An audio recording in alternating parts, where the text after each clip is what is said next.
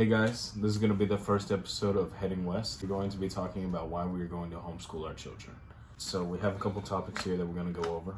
Our first reason is preparing for the real world. So schools nowadays, they're not preparing kids a whole lot. I see it all the time at different jobs and stuff like that, that these kids they can't read a clock, they can't use a calendar, they don't know the months of the year, they don't know the letters in the alphabet. The school is just really lacking on the education system nowadays, and it's not teaching all these kids how to be equipped whenever they go into the workforce, whenever they start working in the real world.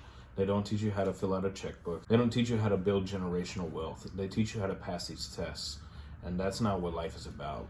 All of life is a test.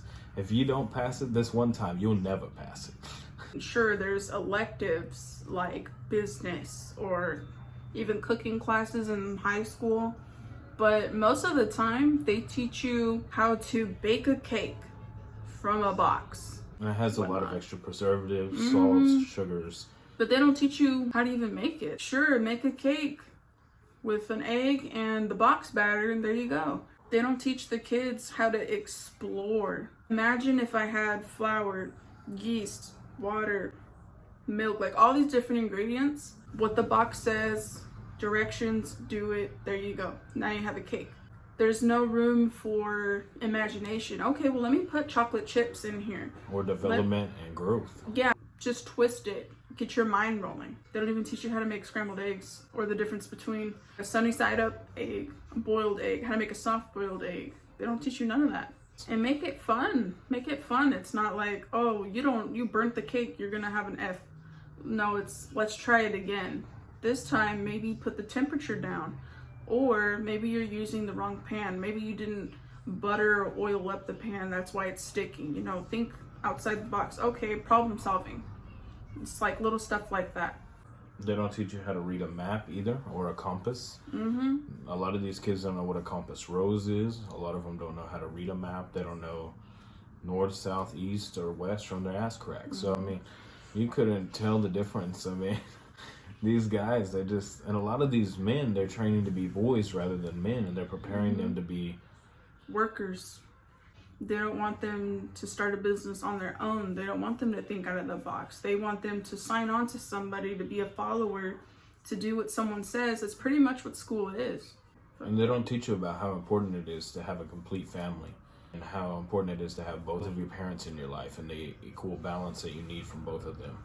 A lot of these schools are just teaching you to test, homework, all this homework. You get sent home with homework. Your parents can't even help you with it. They don't want to come home from work and help you with homework. So now you're losing out on family time. Now you've got to do homework at home instead of spending time with your family, and then your parents can't even spend time with you because they're going to help you do your homework too. Even the example of cooking, obviously teach your girls how to cook because they might want to cook for their family one day. And that's pretty much what every woman does. But when it comes to boys, teach your boys how to cook too. Teach them how to survive. Teach them whenever they have a woman, when the woman is tired or the woman gives birth, you're probably going to need to cook for her. If she's sick, you're probably going to need to cook for her. And they don't teach you how to take care of a baby either. Yeah. That should be a necessity. I took a parent class in high school. They taught me pretty much of how to be a daycare worker, how to be involved in child services, not necessarily like, okay, if they have a diaper rash, these are the different things that you can do to prevent the diaper rash or heal it, and allergies. Okay, what's something else you could use? They don't teach you that. Or even how to stop a baby from choking. Yeah, how to stop a baby from choking, how to even burp a baby. Number 2, for wanting to homeschool our children, is proper nutrition and medical needs. Yeah, so in the school, they never had good school lunches. There was a very small, I think it was 2 years, whenever Michelle Obama actually put something in to get the school lunches upgraded essentially. But after that, they went back downhill. And all the pizza tastes like cardboard. The vegetables they're canned vegetables, so they don't have the same nutrition as raw vegetables. They don't do salads. They just don't serve anything nutritious because they're serving stuff to feed your child but not heal your child and not let them grow, because that nutrients really helps their brain growth, and especially in the ages that these kids are, 5, 6, 7 years old, all the way up till 18 in high school. And that whole time they're taking in these plastics. There's so many microplastics inside of these foods nowadays, and the kids are getting all these, like, I mean, a lot of places don't even use good water, and the water would be bad too. It's kind of like, why not? If I'm a stay-at-home mom, I can grow even tomatoes. Why not feed my child that if I have the option to? Why wouldn't I? Why wouldn't I want my child to have better health, better diet? And even like a diet in general. They don't really overfeed you in school because obviously it's like limited on funds, but we do better on a beef-based diet with vegetables and maybe a starch like potatoes or rice. They're not gonna feed you that. It's non-enriched too. Yeah, everything's enriched, everything's bleached, everything's red dye 40 and all this and that. If we eat good, why won't we want our kids to eat good? Because it's easier. They could just get a school lunch, that's it. But also with medical needs, our daughter has seizures. She has epilepsy. She's gonna have to take medicine. And even if she has a seizure to where she needs her emergency medicine, is that gonna be really accessible for her? It's not. They're probably gonna call an ambulance, who know how long that's gonna take. And if the school would even give it to her, or she's faking, they always pull that card. A lot of kids too, that they just pull their phones out and start recording. Yeah. Nobody helps anymore. Nobody knows first aid. And nobody knows how to tend to somebody that's having a seizure or a diabetic or any kind of like medical emergency. Just nobody's prepared. A lot of these teachers aren't even prepared, much less the students. Some of her seizures, she like flops around, but some of her seizures, she stares. So I don't want her getting in trouble for staring and not getting up when the bell rings, having behavioral issues because she's just staring. She's having a seizure. And I've seen it before in school where a child would have a seizure like that, an absent seizure, and they get in trouble because they're not wanting to learn. They're not wanting to answer the questions. They're being disobedient. Can't really blame the teachers. They're not medical professionals. That's why we just choose her to be at home, because I've got doctor's orders. I know my kid better than anything. I'm gonna take care of her the way that I need to. We're the ones that care the most for her. And of course, we're gonna do everything we can as prompt as we can to protect her, rather than someone else on the outside. Even for her grandmothers, grandparents, aunts, uncles, cousins, they're not gonna react as fast as we do. We know her in and out. We understand what's going on. We know how to treat her. Whenever it comes to it, like our survival instincts, we're gonna help her as soon as we catch it, you know? But we know like instantly, okay, we're gonna help her, we're gonna do this, we're gonna do that. Reason number 3 is ideologies. We don't want certain ideologies pushed on our kids. That goes for a lot of stuff, especially these days. 2025, my goodness. We're Christian. I mean, sure, you could even say that's a whole ideology in itself, that, you know, people shouldn't be pushing on their children, etc., etc. There's only one religion, and that's Christian.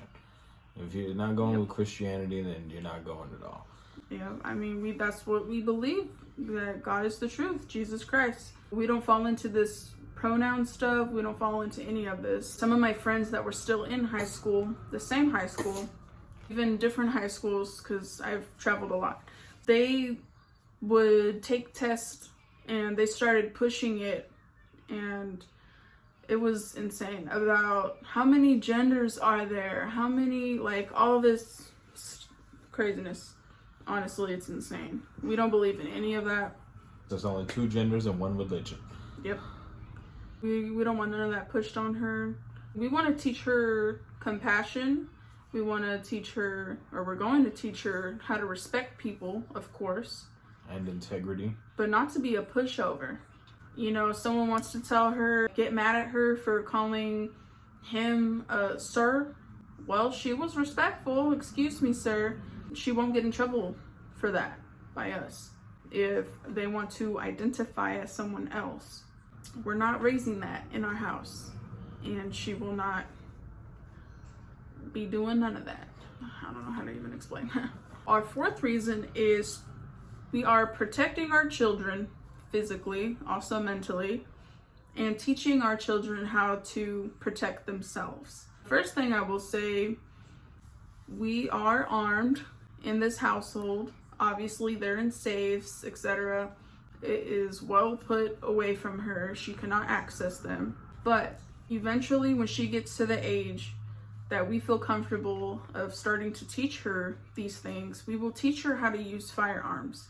We will teach her how to protect herself, whether it's other weapons or even a frying pan, how to protect herself. A lot of student and teacher relationships, and a lot of these teachers are coercing young people, or mainly young girls, to do bad things, and that's not right. And the teachers, there's also a lot of like sermons, a lot of the Pope, a lot of pastors that do it too. They take their like high up, like where they have this ability to be able to teach people, quote unquote, but they use it in a bad way, and they coerce these people. I mean, we're Christian, but it even happens at the church. Like, it could happen anywhere. And that's something they do not teach you in school. You could say that, okay, well, you can do that on your own time whenever your child is out of public school. Sure, we can do all this stuff on our own time. But why not actually teach her? They teach you, okay, if there's a fire, let's get in a line and evacuate promptly and one by one. We need to count each other. And honestly, if there's a fire, you got to get out of there. It's life or death. I'm not going to get in a line. I'm going to get out of there. Children being seduced, and a lot of the teachers will take advantage of that. Higher ups will take advantage of that. They will protect each other. We are not dealing with that. She will know, don't touch me here, don't touch me there. We don't want anyone getting in her head to influence her. Oh, it's okay if I can touch you here. Your parents gave me permission. It's pretty much just avoiding that whole thing. And especially kids hurting each other. It's one thing to just brawl it out, just like get in a fight it out, whatever. Don't ever talk to each other again. Sure, go to the next class. Children, especially high school and middle school, they don't do that anymore. There are weapons and a lot of things that are easily accessible to them, and we're not doing that.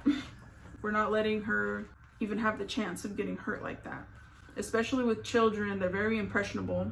There's a lot going on in the world where there are people that shouldn't be here, and they like to recruit children, and that has been going on a lot in our area as well. Sure, we can move to another area, but honestly, that's pretty much everywhere. That's everywhere right now, where people that are higher up in certain areas that we cannot get to, they will recruit kids to do things, or do things for them, do things to other children, or try to influence them to do things. I think y'all know what I'm talking about, and we're just gonna avoid that whole thing.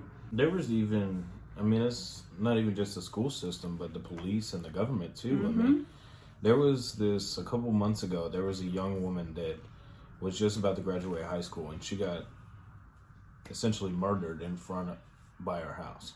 And there was no cover story on it. There was no media coverage. There was nothing. All because of some stupid alcohol. That's what essentially ruined her life that night. And she was still in high school. Yeah, she was still in high school. Just to see her, it was, I mean, you feel like, you know, your condolences for her in her situation, even with the alcohol, with the whole situation itself. But it's crazy because there's nothing on the news. Her family couldn't even get in touch with the immediate family about it. And it's crazy because everything is covered up. So it more than likely was someone higher up that hit her, and it was a hit and run. And it was just like, you should be looking for this vehicle. You should be looking for who did this. Have some justice for this woman, for this girl. But it's crazy because same thing with schools and teachers. They protect each other. They protect each other. Okay, well, if you did this and we caught you, or you got caught by someone else, just resign. So then later on you can get another job or come back here 7 years from now. It's ridiculous.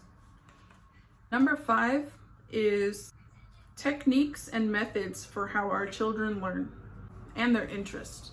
So for instance, I'm hands-on, he's more hands-on, and also a visual learner. The schools, most of the time, they won't accommodate for that because the teachers don't have enough time to do one-on-one time with every student and to teach every student differently to accommodate for the way that they learn. And a lot of these students are hands-on learners, they are visual learners, they have to actually see it and do it to learn it. And a lot of these teachers, they just write it on the board, or they just like ask you to fill in the blank, and that's really hard for a lot of people, especially me in high school. I was failing almost every class for most of the year, and I mean it almost never stopped. I mean, you would think that you're dumb though, but you're super smart, but you're hands-on. So like every time, it's always money motivated. So you pass a test, the school gets funding. You pass another test, the end of the year test, funding. Okay, but why not actually teach these kids? Because like more than likely our kids, and I can already tell she's hands-on with a lot of different things and interests as well. So for instance, cooking, okay, read the box and do it. Okay, but I don't know how to knead dough. So how do you do that? You just like grab it and you mix it? No, you teach them, this is how you knead dough. This is how you knead dough. That's just an example. So like even with him, he loves to go fishing.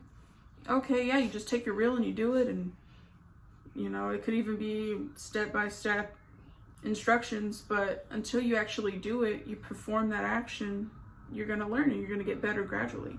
It's not like, okay, what do you need to do? All right, well, it's on the test. What do you need to do first? Okay, check. You got all the answers right. Then you actually go out there. You don't know what you're doing. Oh my gosh, I don't know how to actually reel in a fish. It's pretty heavy. Oh man, I didn't know this was like that. Even for driving tests, you need to actually go out there and drive to learn. And experience. I mean, experience gets you a lot further than education. Yep. If you can get experience, like I have no college education, and the jobs I've gotten, some of them have required college education, but because of my experience, I am more qualified than somebody that has education. As far as interest, I mean, for instance, he loves to cook and he's great at it. If she wanted to cook, as an example, I could catch her being interested in cooking instead of writing. She could be interested more in dancing, I notice, or singing instead of drawing. You know, stuff like that I catch on. I will pursue that for her to teach her more about it. Okay, well, let's go take some gymnastic classes if you like to do flips and cartwheels and you feel so good doing it and you're really interested in it. Or even cooking, as an example. Okay, well, let's try a new recipe today. You know, focus on your interests, and then they'll just gradually blossom from there. It's just like a flower. You could tell it needs sunlight, it needs water. Okay, we'll give it sunlight, push it towards the window, give it some water. It'll grow. So a lot of times school doesn't do that. Sure, you can take an elective, sometimes for 1 year, sometimes for 2 years, even for 4 years, but they still don't get to the nitty-gritty of stuff. And even like a lot of the education and a lot of the history has been changed. And even just like, for example, the Spanish that they teach you in Spanish class, all of that Spanish that I learned in Spanish class did not help me whenever I started speaking Spanish. It's not the same. All the words are different. The syllables are the same. The words are the letters and stuff, but the words that are from Spain are not the words that are from Mexico, and we live in Texas, far away from Spain, even though we're both actually Spanish too. So, but I don't speak Spanish. I mean, I speak the dialects of Mexico. Yo soy de Michoacán. Why would you learn Chinese because you live in America? I mean, now listen, if she wants to learn Chinese, or just as an example, all right, well, let's start learning it. Let's do it. Let's, you know, who knows? She could be like an international interpreter and make a great living off of that and do what she loves if that's what she wants to do. But for his case, the people who he works with, the people he's around all the time, and pretty much everyone around here, they're from Mexico. So why would you teach them? I mean, I get it. It's proper Spanish, Spain. Certain words and stuff that, like, how do you say apartment in Spanish? Apartamento. but that's not really what it is. Yeah. So whatever the real word is, you know. But then you get in trouble for it. You get in trouble for trying to speak how everyone else speaks around you. Number 6 is to bond with our daughter, with our kids. So to bond, to grow a great relationship with her. What's the status like? You like most Americans only see their kids for like 2 hours a day or something? Yeah, something like that. Yeah. Yeah, it was like, I think, like 6 or 7 hours a week that most parents see and bond with their child. Mm-hmm. And to me, that's just not enough because, We love our baby. yeah, I mean, you gotta see it. Every time I come home on break, I love to see her smile. I love to see my wife smile. I love to see them, and it just makes my day to see them one extra time and just to have that extra time, because we're all on this earth for a limited amount of time. But one day also we will all reunite in heaven. But until then, I want to be sure that I spend all of my time wisely. I spend all of my time spending it with my family, with the people that I love and the people that I love being around. Mm-hmm. And there's nothing more important to me than these two. Oh, thank you. That also goes a lot with bonding and learning how to bond with others. With her being here all the time, she can see whenever her father gets home how him and I bond, our relationship, and the fact that she has not just a father or dad, but a great father, a great dad. And to see our relationship, she's not going to settle for less. I mean, a lot of times they do. I mean, that's the thing, like, she'll learn from our mistakes, and you will be open with her about, well, I used to be with this one person and he did this, he did that, she did that, she did this. Now look, we prayed to the Lord. But that's why we talk to her and show her and tell her our mistakes, because she's got a great father. And whenever he comes home, she could see what a great man does. She sees what a great mom does, and she'll learn from that. And even just to just bond with her, even just not learning, you're there with her, you're there with your child. Mm-hmm. And that's the most amazing thing, is being a family. It is. It really is. I mean, it completely changed my life whenever we had our daughter. It was such like an amazing wake-up call that just brings all these feelings and emotions to one place, and it just puts it in your heart to do better and to try harder and to always work more and just push yourself further each and every day, just till you can provide for more, so you can be able to give her the best life. Yep. For her to appreciate family. Because I didn't grow up with much family, and it's still hard for me to kind of be around family. Thank you guys for tuning into the first episode of Onward West. There's many more to come.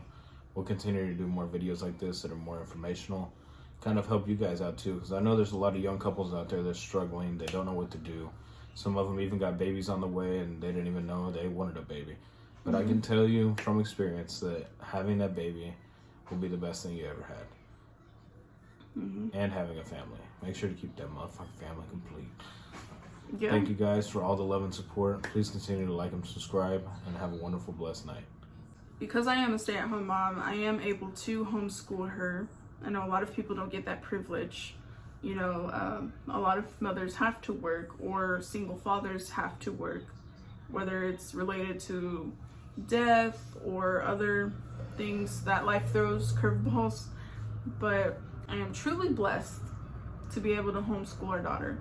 And if we feel like that is the right choice, we feel like that is the right choice from our experience and others' experience. I would love my child to go to public school, but no one's gonna care and love her as much as we do. The fact that we will stay a family unit, that would suck, you know, your kid coming home from school like we used to. Oh, what'd you learn today? Nothing. You know, and then distance yourself from your parents. And not only that, but just the school shootings too. God forbid you have your daughter or son taken out by a school shooter that wasn't mentally ill and just didn't get the right help, because they should have never been there in the first place like that. Even the nicest areas of where we live around the Metroplex, they've even have children being abused, and with cameras and everything. Like, these people are insane. It's like not everyone, but a lot of people are pretty much possessed, it feels like. Even the school, the very high school that we went to and graduated from, has had issues. Yeah. And guns and that high school was it was safe whenever we were there. It wasn't that bad. There was some things that happened, but it was more so like teacher on teacher rather than teacher on student. There have been cases, obviously, but there definitely was. Yeah. But this is like a whole new level. Age. Yeah, like on steroids. Yeah, things have completely changed. I mean, even the case, okay, phones are distracting. Well, that high school we went to, now it's to where you can't have your phone at all, even if it's in your backpack and it has to be locked up. Okay, well, what if something happened? Not necessarily something to where they have to be on lockdown, but what if something happened to where one person is specifically doing something to our child and she can't call us. She can't even after school, if you were to get in trouble for your phone, they'll keep your phone. Then you have to pay for it back, which is ridiculous. But that's like an emergency that you need contact. Yeah. And there's been several times where they won't let you even call them through the nurse phone or anything like that. There's even been special ed children with autism and like Down syndrome and stuff like that, and they've been beat. They've been abused terribly. Abused very badly on camera, and even snuck out to certain rooms or corners where you can't really see too much. And those kids don't even have really the ability to even fight back, know what's going on, and they probably don't even know how to protect themselves. So it's like, we're just going to prevent that whole situation. I mean, sure, it could happen later in life, but we're going to teach her how to protect herself. We just feel like this is the best thing for our child. Hands down. Yeah, and even whenever she's younger and the times that she can't physically protect herself, we'll still be there to protect her. Because I'll tell you what, that 4-5 leave a damn big hole. Thank you for watching the first episode of Heading West, and we will have more videos like this to come that are very informational and that are intended to help you make a harder decision. Because I know for a lot of the young couples, it's a harder decision to decide whether or not they're going to do public school or homeschooling. Mm-hmm. I can promise you your child's not going to turn out weird. You just have to make sure your child is adaptive and make sure your child is going to be bonding with other kids as well. You don't want them to be locked down like a dome all day. And have compassion. Yeah, have compassion. Don't be scared. And that's the thing too. We're not necessarily scared of public school, especially for like the abuse and stuff like that. We're protecting her. We are not shielding her because she will more than likely come in contact with something like that, or a person that is dangerous, etc., etc. But if we could prevent a lot of those instances where, I mean, yeah, it's more likely in all 12 years or whatnot of being in school where we can't see her, something can happen. And if she's here, we know nothing's gonna happen. Yeah. So, well, that concludes our first episode of Heading West. Thank you guys for watching. Thank you for all the love and support. Be sure to like and subscribe. Please continue to watch. Thank you. Have a blessed day. Thank you.